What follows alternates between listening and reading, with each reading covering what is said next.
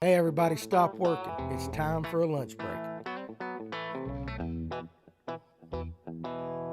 Proudly brought to you by Groove Fishing, changing the way you do tackle. Sunline, the best fishing line on the planet. And Spro, makers of the finest tackle available.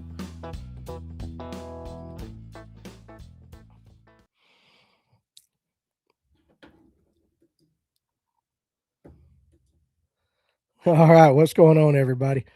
Oh, definitely it is a Wednesday hump day. If some of you guys, I don't know if on your side my stream started and then it stopped all of a sudden because I hit the intro music and then it got almost all the way through it and it said, your stream stopped.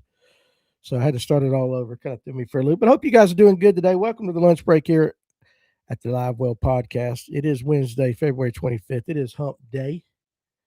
And I hope you guys aren't working too hard out there. Got an interesting conversation for you guys today. We got Rob Wroblewski. He's fishing the NPFL Championship on Smith Lake this week. He's going to be joining us. And then tonight, Jesse Wise, Baron Adams, Nick Brown, and Hank Cherry. They're all out there as well. So we're going to have them. I think, by the end of tonight, we ought to have a pretty good feeling on what's going to happen with the, at least their thoughts on the NPFL Championship. So what's up, Coleman, Clayton, Cam? It's getting a little bit warmer out there. I've had enough of the cold. I'm ready. I'm ready. I'm ready. And I know I saw something today where it said March is going to get cold again. It's like this is that one winter where we get a few warm days now, get some cold, get some warm, get some cold. I'm ready for I don't want 99. I don't want none of that crap. I asked Emil and them last night would they rather fish when it was really cold like at Gunnersville or in the middle of summer when it was like 100. And they all said, let me knock that down. They all said that they'd rather do it in the heat. And as an older guy, I don't understand. What's up, Tracy Coker, Doc Holiday? Now, Rob is going to be on here in about, I don't know, 5-10 minutes. He's going to jump on. Um, Tomorrow night, live well, Matt Steffen's going to be here. We got, dude, I'm telling you what, this week we've had some absolutely fantastic guests. And also, too, on the lunch break, you remember there was a while back when I first started at the shop, I was going to bring in viewers and everything. Well, I'm just going to start adding guests. We're going to start adding some guests to the lunch break. Next week, I got the fish school. Jason, he's coming on. I'm even going to let a mullet angler come on one day. Just, spend 20, 30 minutes with everybody during the middle of the day, from their shop or whatever. If you guys got some pretty cool people you want me to try to get on during the day, let me know. And it was a great show last night. I thoroughly enjoyed it. I did, but it is tough. It's tough when you're doing these remote like we are now and you get that many guys on there with the delays and everything. It gets tough every once in a while. And so sometimes I get a little frustrated because I want everything to be perfect. But when you do it live, and we're one of the few that do it live the way we do it, you have those hiccups and the noise and people coming in and off with their signal and everything. But hey, we roll with it, right? We're not bougie here. What's up, Fred? Appreciate it. When do you get cranking and yanking on there? I need to get cranking and yanking on here. I might reach out to him and see if he'll do next week. See if he'll do next week. That would be pretty awesome. Now, guys, listen, I got a problem. We'll talk about this when Rob gets here. Had a physical. I have high LDL cholesterol. I have reached that point in my life, and it's not crazy high, but I've reached that point in my life now where the cholesterol matters. And my LDL was a little bit high, not my overall, but my LDL's high. And I don't want to be stuck on no statin. So now I got to really, even though Clint's been trying to get me to do it, I got to change my diet. It's coming. We're to that point. What's up, Tim McGuire? Also, uh, okay, Rob, I'll get you in here just a second. Let's see. Also, too, Rob said his link's not working. Also, too, the dreaded colonoscopy. I have been trying to avoid this for the last, I don't know. I forget how many years. Let me send this to Rob here again. But next Monday, I get to do the old colonoscopy. And I am not looking forward to it. Let's try that. See if it works for him on that one. Time to start eating some Cheerios. Don't worry about it. Never no statins. Time to start eating better. Danny, just start eating rice and water. The Viet Cong prison diet. Listen to you. I'm not so much worried about the diet. I'm not worried about the medicine you take the day before. I ain't had a gallbladder in 5 years, so I ain't shit correctly in forever. But you guys know how my mind works, right? You guys know how my mind works. And so I'm sitting there thinking, I wonder what the doctors and the nurses say when you're sitting there and you're out. When you're out cold. Do they talk crap about you? I know they're not supposed to, and I know if there's cameras in the rooms, they're supposed to be professional. But if I was doing it, I'd be cracking jokes. And in my mind, like the one thing I don't want my doctor doing my colonoscopy to say is to look at the nurses and go, "Damn girls, that went in easy." I don't want that. I don't want that. I don't want him to say, "Hey guys, watch his right fingers," and he just takes that hose and he starts jerking it like crazy from the back, and my fingers are all twitching up front. I don't want that. Those are things I worry about. I ain't worried about them food or nothing. I don't want the doc cracking jokes at my ass. Because you know they do. I don't care what they say. They're humans. You know they do. They have to. They have to. Um, they say Danny has had too many COVID tests. And Messick says, I'm the only one that would think that way. Guys, I got a strange brain. It just, you make it qualify for a GLP-1. My girlfriend just had to get on it to treat her PCOS, which is hormonal diabetes, essentially. I could. That little Indian doctor, Dr. B, because I can't pronounce her last name. It's got way too many damn consonants in it. I mean, like I really can't pronounce her name. Hemi Papina or something like that. She's sweet. But I'm telling you, like I could go in there like, doctor, my toe hurts. And I'd walk out of there with a Viagra prescription, something for my teeth and my eyes. You name it, I can get it. Sardines and beanie weenies, no crackers. But yeah, so I'm gonna get violated next Monday. And I just like I said, I know that if I was laying there, I mean, and I was a doc, and I'm just taking it to them. I'm gonna have some comments for them, and I know they're gonna make fun of me. They're just gonna do it. It's gonna happen. I was typing to say stop giving yourself COVID tests and got beat to it. John Lawson, intermittent fasting will change your life. I promise. Fixes everything. Okay. If the doc comes out to you after you get woken up and says, smell my finger, you might, something might be wrong, Tracy Coker. No doubt, dude. And listen, the last prostate exam I got, the guy didn't even give me a towel to clean up. I just walked out all greased ass, and it was just like the most embarrassing thing I've ever done. I had to get in the truck with Mason Waters, Waters Heat and Air. Some of you guys have heard me tell this story. He just did the deed and walked out of the room. Now I'm just sitting there with 2 pounds of Jello or whatever it is between my cheeks. Awful. And I mean, the walk I'm talking about where you just totally squinched up. I had that walk. The walk of shame. I felt shame. I'm due one myself, Danny. I'm not looking forward to it. I had one 4 years ago. Not fun. See, Jeff, don't tell me that crap. Don't tell me that crap that it's not fun. I gotta make it fun somehow. Seriously. I mean, I remember when I got I got clipped and snipped. I enjoyed that. I had a good time with that. Talking to the doctor, making sure his eyesight was good, asking him why it's smoking like crazy on the other side of that daggum net. It is the prison walk. But yeah, he got that paycheck. Yeah, oh boy, that's it. During the colonoscopy, will be the best sleep you've ever had. Well, hell, I hope so. Because if my sphincter is going to get violated, I better be asleep. Best sleep you get. Look at you guys. Yeah, let's take the positive out of it. Hey, you're going to sleep good. Guy's got a snake going up your backside, but you're going to sleep really good. It's called embarrassment. That's what it is. And then I got to do a sleep study after this. I mean, like, hell, I'm going to be they're going to try to figure out what's wrong with me, boys. We all know there's stuff wrong with me to begin with. And God bless the doctor that's going to try to figure it out. there's some woman with some organization called me up today and said that she was going to she wanted to be on the podcast. They got a boat show coming up. And she's called me like 30 times and all that. And I just told her, I said, listen, man, I'm like, my mind is like a dog in the middle of a field full of squirrels. I might give you like 5 seconds for my attention, and you got to stay on me because I'm gone. Thick fingers, yeah, I know for sure. You'll feel 15 pounds lighter. You have to poop before you leave. There you go. You won't feel a thing, Jeff said. That Michael Jackson joke will send you straight to the spirit world. Well, what's so bad about it then? You're the one that said it wasn't fun.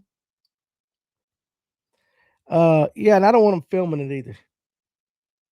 Like, all the doctors are taking selfies. This is Danny Pruitt of the Live Well podcast. They got their face down there by my ass, and they're all just kind of holding it up.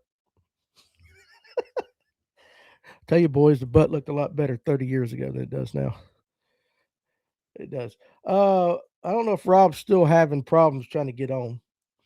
I'm going to see if I can email him real quick. You guys give me just a second to do that. So, what did you guys think about last night's show while I'm trying to get. Oh, there he is. I heard him.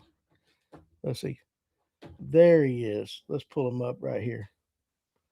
I had to do this through my phone. It wouldn't even work on my laptop. Wouldn't work on your laptop. It said to open up the firewall thing, and I did, and then it still wouldn't load. And I was about to throw the laptop across the room, but my wife calmed me down. So, There you go. Hey, dude, have you listened? You had a colonoscopy yet? yeah, I did. I I got gotta, one early. I gotta get one next Monday. You want me to tell you some advice? Yeah, give me some advice. Take the pills. Don't take the drink. Why is that? Because I tried tasting that drink, and it's like I'd rather pour gasoline down my throat than ever drink that stuff again. The pills was a lot easier because then you would take like one or two pills at a time and you just chug the water bottle. And I don't know. I just found that, not that I'm a pill head, I'm not, but I just prefer to take the pills than the drink. It tastes better, I guess. I don't know. All right. Well, let me. Was you sore afterwards? No, didn't feel anything. No, it's just I know like leading like the couple hours leading up to the procedure, you start getting like a headache because you're just don't have any water in you. You're dehydrated and stuff like that. So you start recurring these weird headaches and stuff like that. And then once you're all done, it's like you're good to go. Okay. Well, that scares me though that it don't hurt, Rob. There should be some soreness there. No, no. I guess your anal glands are probably sore from dropping deuces consistently, but at the same time, you're cleaning your system out. And I'd rather do that than anything else. So it was nice. I'm I, sure. I'm sure you didn't know we were going to talk about this when you jumped on today. No, dude, it's great. I love talking about colonoscopies. Let's Oh let's keep let's keep talking about it because I no. I had a Five Guys burger right afterwards. It was amazing. So Well, I told everybody that my only fear is what the doc and the nurses are saying when I'm knocked out. Like I told everybody, I don't want the doc to go, "Hey, girls, that went in pretty easy." I don't want none of that stuff. You know what I'm saying? I don't want them making fun at my expense. So, because we would do that if you and I were in a room and we were giving people colonoscopies. There's no way in the world you and I are not cracking jokes, dude. oh, and it's she's in the room, but I don't really care. So my um, what's her name? My gastro whatever the doctor. She was actually a pretty attractive Indian.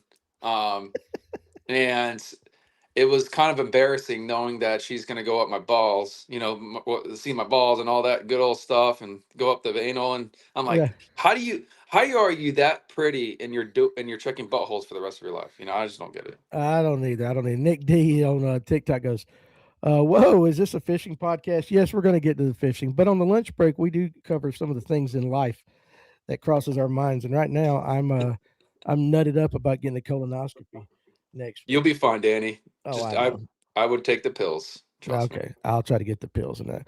All right. So, in all honesty, all right, let's get talking about the fishing. We got the NPFL Championship coming up. Smith Hmm. Lake. I assume you're out there, right? I assume, or Yeah, where? today's our day off. I just Yeah. got back doing the community outreach that the MPFL provides for anglers. So went to do that with a couple of the anglers, Paul Benson, the twins, Fat Cat Newton. It was pretty cool. We just got back. Now I'm just here talking to you about the Smith Lake. I got you. And I know there's certain things we can and can't talk about and all that, but just what's your mindset going into this? I think we talked about this a while ago. I haven't been fishing that much this year, due to work being extensive, and this I've only been fishing one other time. I think it was with Tony. We went to Notley the week before I got here, and that was literally the first time I got to fish in 2026. It was a good time fishing with him. So it's been kind of like a vacation for me, just to be out here and enjoying it. It's been a cold vacation because it's been freaking miserably cold the last 3 days. So that hasn't really been fun. Um, the fishing has been, I don't know, it's like a hit or miss. Mhm. I think for everybody it's the same ballpark. I think there's not out of the 42 anglers, I don't think there's one person that thinks they're going to win it. So it's going to be one of those where we're just going to show up and fish, and whoever the best man wins, the best man wins. So That's interesting right there because tonight I got Nick Brown, Baron Adams, Jesse Wise, and Hank Cherry because they're all okay. rooming together. They're going to jump in tonight, and that'll be interesting to get their take. So, what you're saying is from the conversations you've had with other anglers, it's kind of like everybody's like, it is what it is by now. I mean, I had a great day one. Day two was okay. Found some random stuff, and then yesterday I had one bite, and it was almost a 5 pound spot. So What's the average spot in Smith Lake in your estimation? about two and a quarter, 2.5. If you can have 2.5 plus pound spots every day with a 3 plus to 4 pound kicker, I think you're in good shape to win this thing. Okay, so Patricia Leanne Shaw wants to know will the NPFL catch 50 pounds in 3 days? No, Okay, so what are you going to think? We're going to talk high 30s, low 40s for the win? I would say between 42 and 46. 42 and 40, almost like a Lake Martin Yeah, kind of event. I pretty mean, much. Now it could surprise us. I mean, here's the thing: fish are getting ready to move up. We kind of know the whole grand scheme of things with the weather changing. We're on a warming trend. I think fish got set back during this front.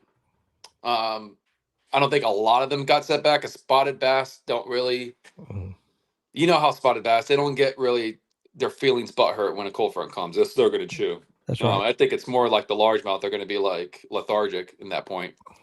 Um, so for the most part, fish are gravitating towards moving up. Water temperatures rising each and every day, which is a good thing. Having a day off today with warmer conditions, water temperatures moving up. Tomorrow is the catch factor. We're expecting like 80% chance of rain throughout the Hmm. day, with some thunderstorms towards the end of the day, which is great. It's not during our tournament, but that could all change. Um, Obviously, I'm not a weather guy, so I can't really predict anything, and I don't get paid the big bucks to talk about it. Um, you know, Yeah. so I think each day is going to be a different approach. You're gonna fish a stretch and you might not get bit. The next day you might get bit that stretch. It's just they're slowly acclimating, shallower and stuff. I mean, my big fish yesterday was 48-degree water temperature, and she was about 1.5, 2 feet of water. So Why do you think that is? I mean, we've talked about it on the show all the time. There's always fish that stay shallow year round, no matter what. Why do you think some fish just stay up there in that shallow water, no matter how cold it gets, compared to some like on Lanier that go down and they're hanging out 60, 80 foot deep? I think it's a timing thing. I know that it's weird. Bigger fish, when it gets really cold out, they move up.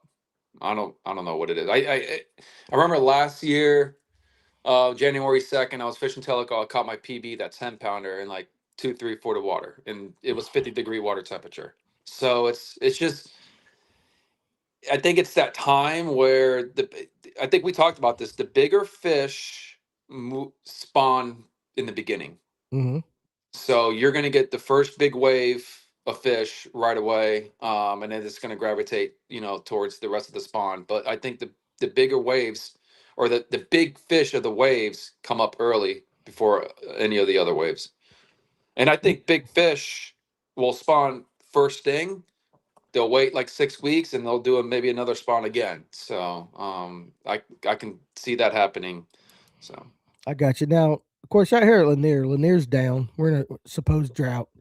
Water is like stupid clear. It's like Michigan clear. What's the water conditions like on Smith? Is it very very clear?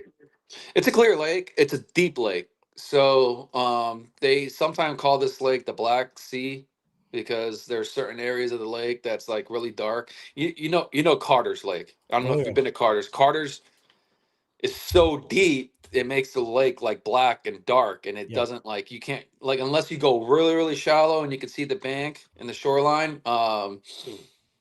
It's hard to tell. With this lake, there's certain back creeks that are really shallow and you can kind of see the bottom. It's very good visibility. But it's not like Gen Clear Lake Lanier. It's more kind of like when I took Tony to Notley. It kind of it's there's a little chalkiness to the water and stuff. It's not Gen Clear, but it's clear enough that you can kind of see, you know. yeah. Speaking of Notley, like you got the game plan ready for the fourth, right? Oh What? yeah, we're gonna What knock them out. So I'll go up the day before. I'll stay at a hotel up there, and then I'll do some practicing. So yeah. we should So be yeah. Rob and I are going to fish the Blairsville Chamber of Commerce on Notley April 4th, and April April 4th. something like that. Yeah. And so basically, Rob called me up and goes, "Dude, I need a net man." I'm like, "Hell yeah, I'll do it for sure." Um, in your estimation, Smith Lake, Clayton wants to know, and probably like Lanier too, but what lakes does it fish like? Give me a few lakes that fish kind of like Smith. For instance, Notley. It's a herring lake. So Smith Lake is a herring lake. The herring got introduced years ago, so it's the even though there's different types of shad and gizzard shad, those fish have kind of gravitated towards the herring aspect of things. So it fishes kind of like that.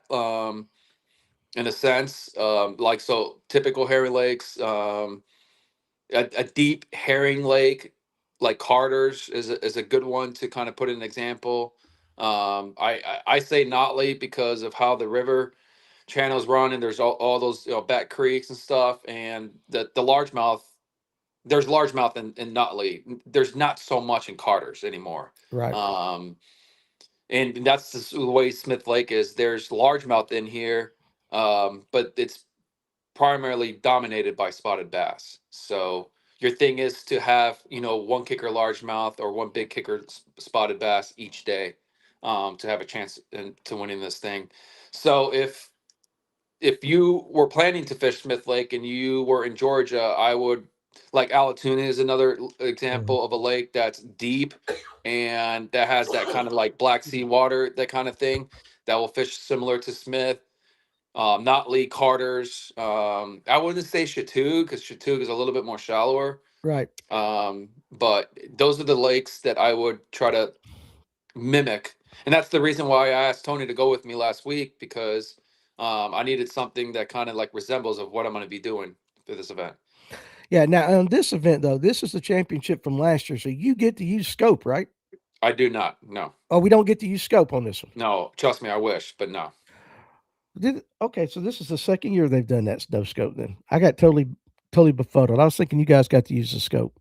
Last year at the championship, they used scope because the guys that qualified for that championship fished 2024 when we had scope. Okay. This in 2025, we didn't have scope. So this championship in 2026 is with no score, no scope. Yeah. Yes. Okay, that's right. Because I guess I'm a year slow, thinking that. Mike Geiger wants to know what's the information on that tournament on Naughty. Well, I don't know about Naughty. Me and Rob ain't going to admit to nothing on Naughty, but the one on Notley. If you, I think Fishers of Hope probably will have something on their Facebook page. I don't know if it's come out yet. I do know it's April 4th at Lake Notley. So Hmm. just keep checking out. We'll be talking about it plenty before then. Oh yeah. Patricia It should be a Leanshaw. slug. It should be a slugfest. I hope like hell you catch them. I hope my arms are tired from netting. That's all I got to say like that. I'll net all day long. I know Patricia Leanne Shaw is a big fan of the National Patrick Fishing League. A little smart ass going on right there. Walters is good. Rob, what are some of your goals for the next 3 years? Now, so a lot of you guys don't know. So, first of all, Rob's business is kicking butt. Hook and Hammer Construction. He's busy, but he's also you ain't had that surgery yet, have you? No, I'll get it April 14th, a couple days after I do my first turkey shooting hunting for the season. There you go. So you might end up taking some time off from fishing for a little bit, right? Yeah, so the goal to this year was to fish the Bass Opens. I didn't primarily like the way the schedule was for the NPFL, and I figured if I was going to have any repercussions with my elbow, I didn't want to be that angler. And I talked to a bunch of anglers today at the outreach, and just told him like this is my situation. I didn't want to be that angler that backs the 2 or 3 tournaments out of the year that affect the payout, and I don't feel like it made any sense for me to fish the NPFL if I wasn't going to fish all 6 tournaments because your goal is to fish all 6 to qualify for a championship. I mean that's no that's plain and Mm-hmm. simple. Mm-hmm. So I took the route of not fishing the NPFL to do the opens, but then when I found out my MRI needed the surgery, I opted out of the opens and decided just to take the year off. Schedule it on the 14th, the day or a few days after the championship, and um and then the rehab could be from 6 weeks to 18 weeks. It depends on the person, and it also depends too. That the doctor mentioned that as much as the MRIs show that there's some sense of tear, he says I won't know definitely what it is until I cut you open Mm-hmm. and then go from there. So it could be very minor or it can be very major. It just depends on what he sees when he opens me up. And this is your elbow, right? This is my right elbow. It's let me just do this. Oh, So I had surgery on my ulnar right here, and I had that partially tore, and I had that repaired when I was 17. okay. Then this part, and you can probably see that big old bump. Let me knock this down so people can see right there. All right, there you go. Yeah, there's a golf Yeah. ball bump. That's Yep. been there since May. It got bigger, throughout a couple months, and then it starts swelling down because I don't use it as much. But what that does, it it prevents me from setting the hook on my right arm. So like a 1 pound, 2 pound spot, it's like equivalent to a 6 or 7 pound spot. It hurts. Mm, And and people say, oh, you can try fishing on the other side where setting the hook with your left and reeling with your right. Yeah, I could do that. But when you're competing at a high level, it's kind of hard to train your mind and your body when you're doing something your whole life the same way. right. So I didn't want to waste money and waste my time trying to change the way I fish. It could affect me setting the hook, landing fish, casting, and it also affects me when I pitch, when I Oh skip yeah. docks and stuff like that. So I had to fan cast most of the time. So one, it hurts when I set the hook. It hurts when I skip docks. Okay, so that's no brainer. Like, okay, you got to get the surgery. It hurts when I talk on the phone like this. After like a minute or two, Mm-hmm. it puts a lot of strain on this elbow. It hurts when I sleep. It absolutely sucks. It wakes me up in the middle of the night. I have to stretch it, move around, and stuff like that. And then last but not least, when I'm driving long distances and when I'm holding the steering wheel, I got to switch hands. It freaking hurts. So at the end of the day, I can sit there and complain and suck it up and get cortisone shots and try to suck it up for a year, or just go get surgery, get it repaired, and get ready back for 2027. Okay, so that is your long-term plan of coming back in 27, you think?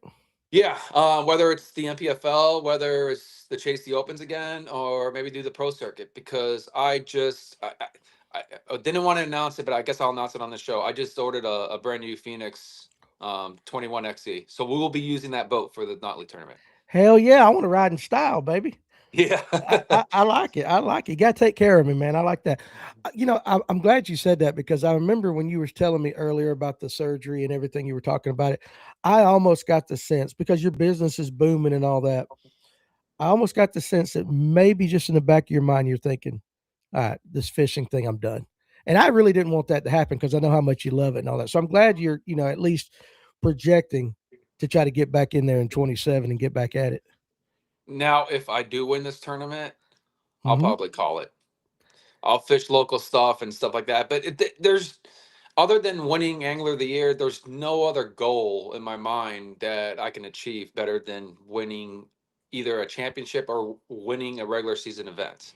And Right. and I've won tournaments that require, like not as much money as this and little side pocket change and stuff like that. But to win something this big, it would be nice to just like when leave as a champion, and not I mean, I say that now, and then I'll have the itch and be like, "All right, let's do this shit again." So, Mhm. you I know, know you will. That's what I'm sitting there thinking in my mind. I'm like, he is full of crap. Excuse me. All right. Whether it's MLF, Bass, NPFL, don't matter. The championship or angler of the year? Which would you rather have? I just want to win, dude. I know you just want to win, but you got to pick I don't one. care. I don't Listen, care. no bullshit. Come on, you got to pick one for the show. Championship, angler of the year. What would mean more to you? Let me ask you that. Probably a championship. It's so hard to win Angler of the Year, especially when you're going against the guys that we have. I mean, it's tough to be that consistent. You're gonna. I always tend to have like one or two tournaments where I just like don't know what I'm doing, and whether it's like I lose fish or something happens, there's always some kind of issue. Except for like this past year, I did pretty good. Catch Mm-hmm. four out of the six tournaments. Could have had five. Stunk it up at Douglas, which is the one lake that I took all the pride and my effort and pre-practicing and everything just to come up, finish towards the end of the pack. Yep. Um, but as much as I like to win the AOI, I rather just win something big. Right. Um, and it's not really essentially about the money. The money's great. It goes away quick, but it's just having that trophy and knowing that you won a big major event. Mm-hmm. Um, there's not there's only a handful of guys in this whole wide world that have won big major events, and there's not many of them. And I just want to be considered one of those. I got you. No, 100%. All right, good. Now on the rest of the time I got you, I want you help me out. Lanier this past weekend. Dude, it's 5 or 6 foot down. All the good structure along the bank is out of water. It was gin clear down in young deer. I couldn't get bit on a shaky head. Just the things that I know I normally can get bit on. The confidence baits, not a nothing. So when let's just say you showed up there today and you saw that clear water, knowing kind of what I've told you, water temps 56, 55 and all that, how would you approach really, really clear lake that's down? Um, like Lanier, Yeah. Smith is down too, like 5.5, 6 feet as well. Because you notice a bunch of stuff on the shoreline. I'm like, damn, the fish would be hung up on this stuff. I think fish are starting to move up.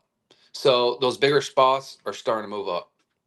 If you like to fish that style, shallow, this is a these next couple weeks are going to be really, really good. They're going to set themselves up to spawn. Um, the clearer lake, obviously, it's a little bit harder to navigate and catch those fish. So what I would try to find, Danny, is a little discoloration on the water. Would probably really help you to kind of camouflage yourself to catch those fish. Um, and also, I know you throw the shaky head, the wacky, and that kind of thing, but maybe start throwing maybe like a jerk bait or like a small little Sound Dangerous swim bait. Mm-hmm. The small one, not the big 6, 5, 6 incher one, the little smaller one. Um, and just toss that around and just slowly reel it in. I throw it like with 20-pound tests and the 6-to-4 gear ratio reels. The slower the better. I would say throw a jackhammer because that's what I'm going to be doing a lot during this tournament. But let's say Lake Lanier is not a jackhammer lake unless you go way back in those creeks. Like I went back and I think it's Chesapeake. Chastity. Chesapeake. Yeah, I went Yeah. back way in the river, I mean, as far as you could possibly go, where the water was discolored, and I smacked the crap out of them during the summertime with the jackhammer, largemouth. Mm-hmm. But you go on the main lake when it's crystal clear, that bait ain't gonna work. We all Yeah. know that. So We couldn't find bait. We didn't mark fish even in the timber and all that.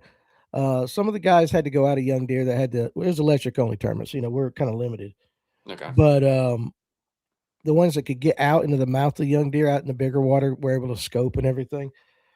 They had some good success. Some shallow running. I caught one on a rock crawler. I mean, we had 3 fish in the live well by like 9 decent fish, and the bite just died. I got hit on a jerk bait one time, but I probably didn't stick with it. Tracy Coker says jerk bait, mud, lake up, jerk bait, swim bait, spinner bait, lower end. I tried the spinner bait too, around lower end and mid. Hey, let me ask you: have you played with these dice baits yet? Have you played with the koi key? I mean, seriously, Have you played with? Oh shit, he's got something here.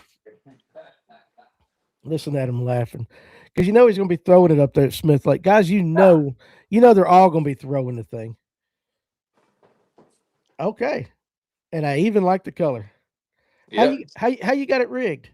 I have it's dude. I did how to do some research because I don't know how to rig. I've never thrown one before.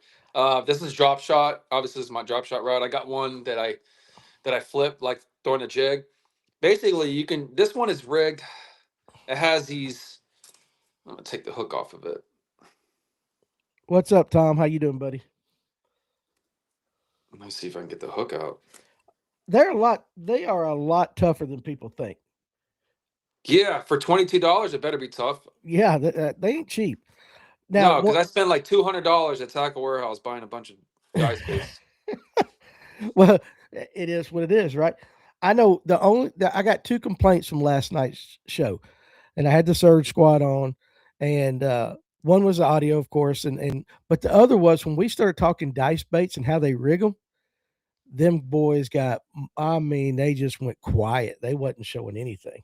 All right, you see that the split ring where the hook is? Is that a VMC? Yes. Okay. All right. Yeah, I see it.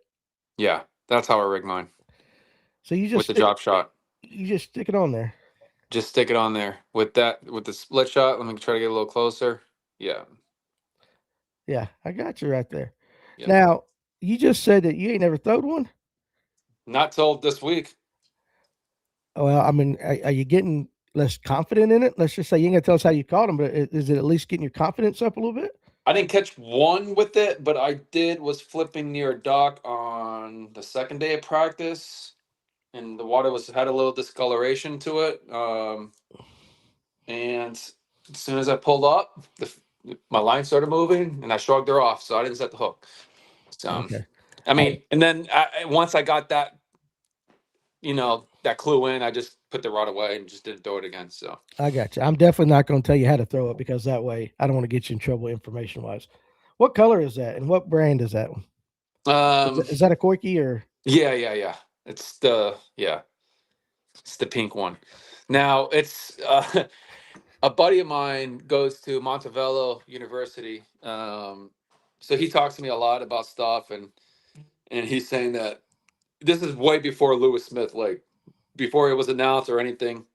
I did not get any information for this lake, and just to let you guys know. Um, he told me that all the college kids are throwing this now Mm-hmm. instead of the minnow. This is the number one bait. But he said it's easier to throw this with scope than it is without. Right. So, yeah. I've heard that. Now, Messick, our buddy up in South Carolina, wants to know what's the purpose of the split ring. And I think it's just on this, and it's that VMC hook. So basically, you're not having to tie a Palomar knot. It's just kind of pre-made, and it swings 360. Correct? Yep, that's it. Yeah. Yeah. I was just trying to do something different. I mean, I've never seen those hooks before till the other day, and I was like, cool, let's see if this freaking works. Yeah. So, I've got a pack laying over there on the floor. I did clean up, guys that saw my picture from earlier in the week, but I know it's a VMC and there's a name for it, but it does make it easier to tie up a drop shot. And again, that 360 that you get because it can free spin on that swivel. Tracy Coker said he was talking about the core tackle, the rig for the dice baits. It's a weighted hook with a screw lock on the bottom. And I've seen that too. Rob, it's an interesting looking bait, right? Nobody knows exactly what in the hell it mimics. You get the guys saying it's, when they were little, the phytoplankton looked like that. But I mean, hell, I don't remember the baby food I ate when I was little. So I don't know that a bass, it's that ingrained into them. But in your mind, you've been fishing a long time, coming from Florida, Okeechobee, and all that. Did you ever picture the day where you would be throwing something that looks like a freaking electron or, you know what I'm saying, for like an bass? alien. Look at Yeah, this thing. I know, like for bass, did you ever picture a day that would be on the end of your line No, trying to catch bass? no, I would never imagine throwing something like this with a bunch of little arms. And I can imagine, because I know how you talk, that if we were at the shop or something and I pulled that out and you'd never seen one before, that there'd be a few comments that would probably come out of your mouth that you just can't say on this show. Oh, trust me, I already got some things in my mind. I know you do. I know you do. This thing is swimming up a fallopian tube. You know what I mean? So. Oh, there you go. Bringing out the biology and all that. Um, okay, so let me ask you this. I know we can't get specific on the lake. Um, gonna be caught more fish caught shallow. Yeah. Yeah, I mean, I've caught them all over. I've caught them shallow, like a foot to 5 feet to 25, 30 feet. Yeah, mitochondria is the powerhouse of the cell. Yeah, I know there's some engineer in some bait place that goes, "Hey, we need to design a mitochondria bait." That's funny. It is funny like that. What would be a good kicker largemouth for this event? Because we know more spots are going to be caught, and you mentioned it earlier. If you can catch a few good twos, if you can have 3 or 4 decent spots, and you got that kicker, you're going to be in really good shape. So, what would be an average kicker, and what would be an exceptional kicker? Exceptional would be like a 6 to 7. Um, your average kicker has to be between 4 and 5. I think if you can have 2.5 to 2.75 pound spots with a 3.5 to 4.5 pound kicker largemouth, you have a shot at this. So it's weird. Like if someone's gonna smack a big bag, one person is a couple of people are gonna smack a big bag each day, but Mm-hmm. they won't. I don't think they're gonna follow it up.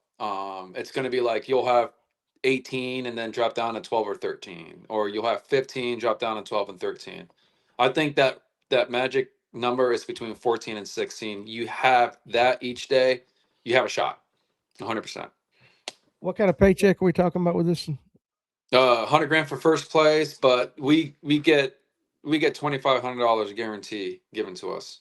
Oh, that's right. Yeah, that is right. So when you make the NPFL, you're going home with some money no matter what. Yeah, I mean, Yeah, my that's good. Airbnb, gas, tackle, all the money that I spent on food, it's all paid for. That's So good. I like it. yeah, It does kind of look like COVID. It does look like a COVID cell or whatever the hell that thing is. Tracy Coker said, I caught one years ago with a bottle cap and a treble hook. Fish will eat funky looking stuff. If they don't like it, they'll spit it back out like a past girlfriend. Oh, my Lord, there, Tracy that's funny. Coker. I didn't read all that before I read all that. So you should have seen the face when I got a business card after showing my hook, line, sinker, and my jig underspin like that.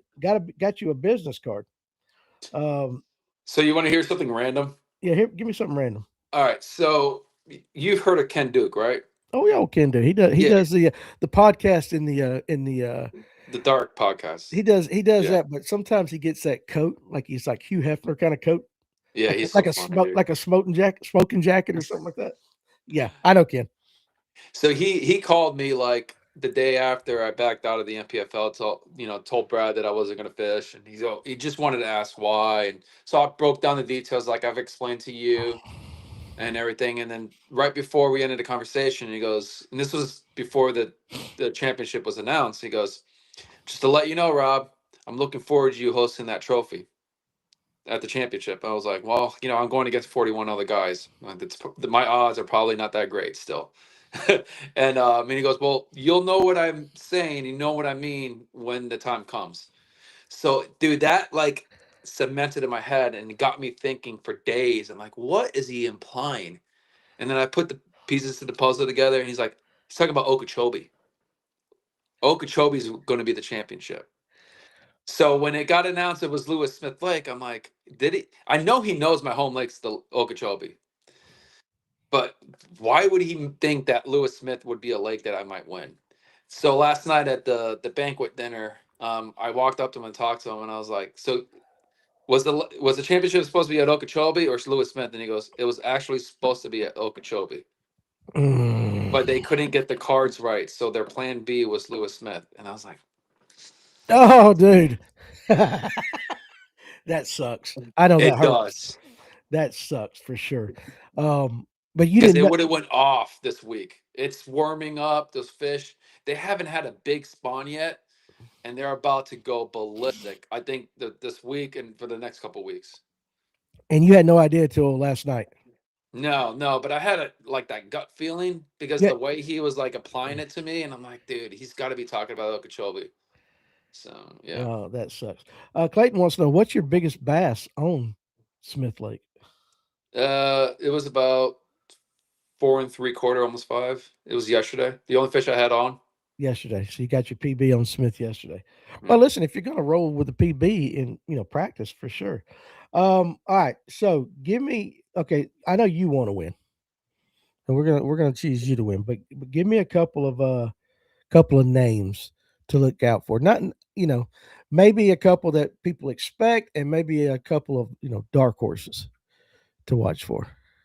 Um, I think like the Alabama guys, Mm-hmm. the home Alabama guys. I think y- the ones that have the experience and fish have history on this lake, their odds of winning it is a little bit greater. Like Wes Logan, I think is a good one to watch. Scott Canterbury is Mm-hmm. another one.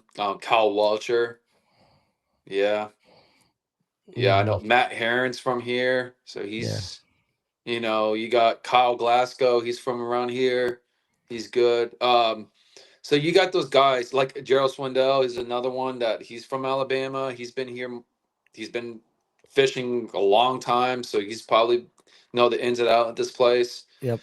Um, the dark horses of people, of course, you got to put my name on there. Yeah. So yeah. Yeah. Hell Um, yeah. I think the young kid from Florida, Joey Bloom, could be a dark horse. I know he came up here in pre-practice, and I don't know, he might be all talk, but he said I smacked the crap out of them without scope. Like I had like 16, 18 pounds a day during pre-practice. I'm like, well, that was pre-practice, buddy. I'm like, it's a whole does different ball game from then a does he month. Yeah, does he talk like that? no, I'm just Oh, kind of okay. just yeah, Yeah. I like to like just do a little different languages and pitches when I'm expressing other people's how they talk.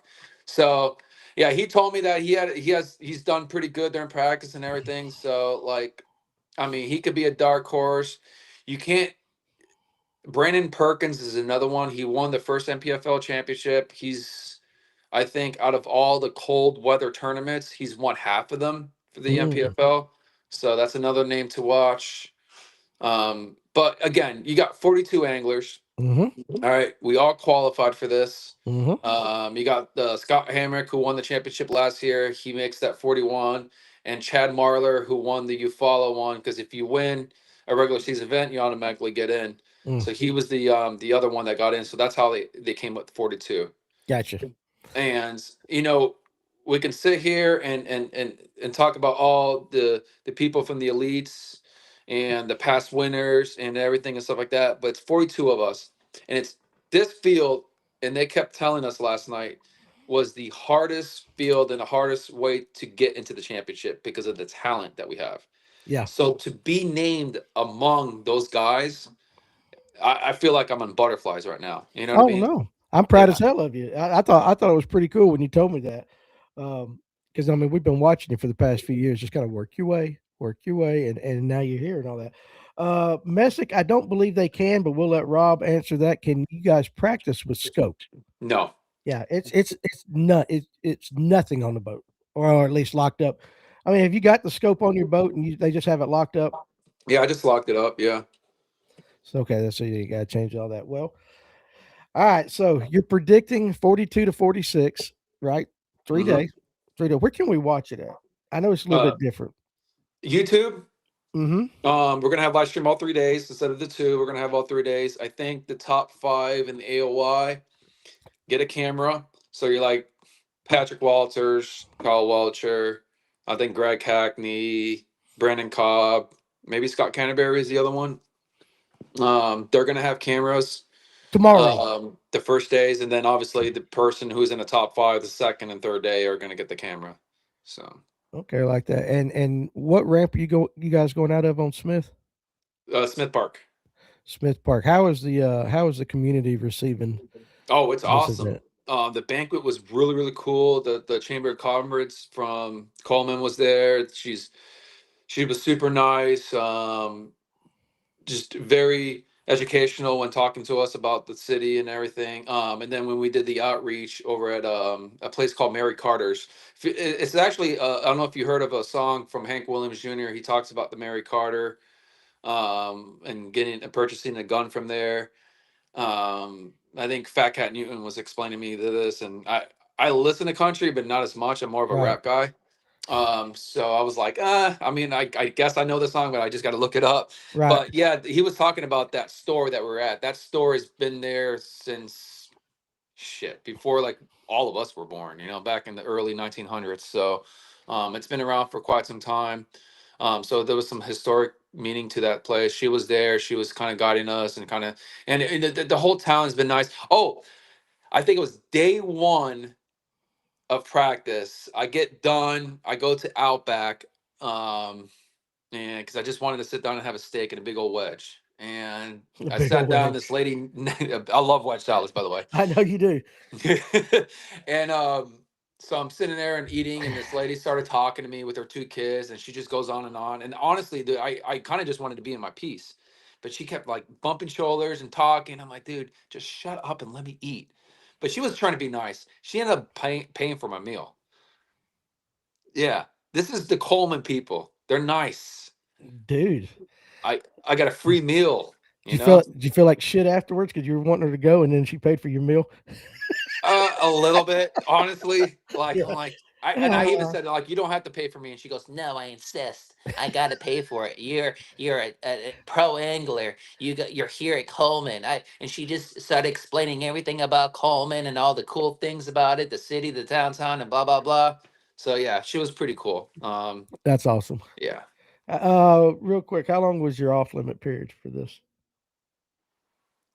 Oh, off limits. Oh, it was That was what Patricia was 28, 30 doing. days or something like that. It's about a month, right? About a month. Yeah. It's been about a month and all that. So, Yeah. and the last thing I'm going to ask you is, you ready for us to come up for the classic? You get the podcast guys are going to take over the Wroblewski residence here in a few weeks when we all go to Knoxville. We're And ecstatic. The wife can't wait. oh, I bet she can't. Huh? Yes. Like, yeah, she doesn't know what's coming. I told her, I was like, you want to hire a butler for the week for the guys? No, no, no, don't do that. We don't need to I'm be just kidding. bougie. I was like, damn, he's bringing out the good stuff. All right, anyway, Rob, appreciate you jumping on with me today for the lunch break and all that. And listen, like I'm always rooting for you. I hope you go out there and just, I don't give a dang if it's not on Okeechobee. Go out there and just shoot for the fences. And, you know, I hope you win. I hope Oh, you dude, win. that'd But be awesome. if you do win, I don't want to hear it when we fish up on Notley because, man, your head's going to be so big if you win. You'll be talking about that tournament all damn day. We'll end up in zero. We won't even weigh a fish in on Notley. No, we're gonna win Notley because it's the time of the year where that's my best time of the year. That's when I'm the best on that lake. On Notley? Yeah, if we don't get 20 pounds that day, I'm gonna be banging my head against the door. Well, let's do it after you win this one. Then let's win that, and then we'll worry about Notley and all that. So I think it'd be pretty cool for you to get to lift that trophy. And a lot of guys are saying good luck and bring home the W. And so it'd be pretty cool. And I'll be watching you. Well, I'm sure we'll talk between now and then. And if not, and in a few weeks, me and the crew, we're going to come up there and see you in Tennessee. So thanks for stopping by, bud. Yeah, for sure. Yeah, we'll talk when the time comes. We'll talk a little bit more about the classic and everything. So Yeah, we'll do that. So, all right, be good. I'm going to let you go and finish this show up. So we'll see you. all right, see you, man. Thank you. Uh-huh. All right, guys. So there was Rob. Hey, listen, Rob's a good dude. I've fished with him in a couple of tournaments. We fished. We got our butts handed to us on Lanier one time. It's probably because he had me as a partner. But it's very interesting to watch. He started off in Florida on Okeechobee, made a name down there, moved up here to North Georgia to learn the herring lakes, learn that, and now he's moved on up into Tennessee to learn the Tennessee River and all that. Um, it's interesting to watch his progression as he has moved from one to the next, and now he's got this surgery to deal with, and he's been talking about that for a while, and so hopefully he can get it taken care of because I don't want to see him not fish. Because I mean, listen, there comes a point in our lives where everything stops. Right? I played baseball; that was my sport, and then I went straight into beer league softball, and I kept playing and kept playing it, and I was 37, and I remember my wife saying, dude, we got 3 kids, and I'm tired of dragging them to the ballpark in July to watch you chase a little ball around the field. And I'm like, okay, so I stopped. And then it's like, I've been doing this for 20, 30, or basically my entire life because daddy stuck a ball in my hand when I could walk, So this, and then all of a sudden you're like, what I do? And I know some of these guys that have fished like that, and they've been competitively fishing for 20, 30 years, and then to stop. That's a big gap in somebody's life that you just, it's hard to replace. You know what I'm saying? It's hard to replace that. So anyway, guys, listen. I hope Rob goes up there and just smokes them because he's a good dude and I really like him. He's been a friend of Fish North Georgia and the Live since I can remember. We've known him for a few years now, so always a really cool dude and a really good time to be around. And if you ever get a boat with him, you'll enjoy it. He's pretty fun. So anyway, all right, tonight, guys, listen, Live Well, 8 o'clock, special Wednesday night. We're moving the kayak from Wednesday to Friday because tonight I got 4 more NPFL anglers. Of course, we got Hank Cherry. We might talk about that little grub. I wonder if he's going to throw that grub on Smith. I highly doubt it. But anyway, we got Hank Cherry, Nick Brown. Nick was on a few weeks ago. Baron Adams, he's been on the show, North Georgia boy, and Jesse Wise and all that. So we're going to have them guys on, and we're going to get their thoughts. I don't know that we'll go a full 2 hours because they got to fish in the morning, and they are an hour behind us. But again, they got to get ready. So it could be a 30-minute live well. It could be an hour. It could be 2. I don't know. But we're just going to kind of give you guys a special episode tonight going into that championship, and we'll be watching it. Everybody be watching. I say everybody. Most of us will be watching it, just kind of see what the NPFL anglers do on Smith Lake. It's going to be really, really interesting. And then we'll be back tomorrow. I'll have a lunch break tomorrow, hopefully with another guest. And then tomorrow night, Matt Steffen will be in the house. So hell of a lineup this week. And we're just going to continue. But guys, regardless of who we bring on, no matter what, it's only as good as you guys watching us with your questions and your comments and everything like that. So anytime I turn that go live, I hit that button and I start seeing people show up. You guys have no idea what it means. You absolutely have no idea. So kind of like my own family out there. We get to talk and shoot the bull every day. So gotta go do some work. You guys that are working, don't work too hard to get through the rest of your day. And hopefully you guys can join us tonight right about 8 o'clock. So be good, be safe, and we will see you later.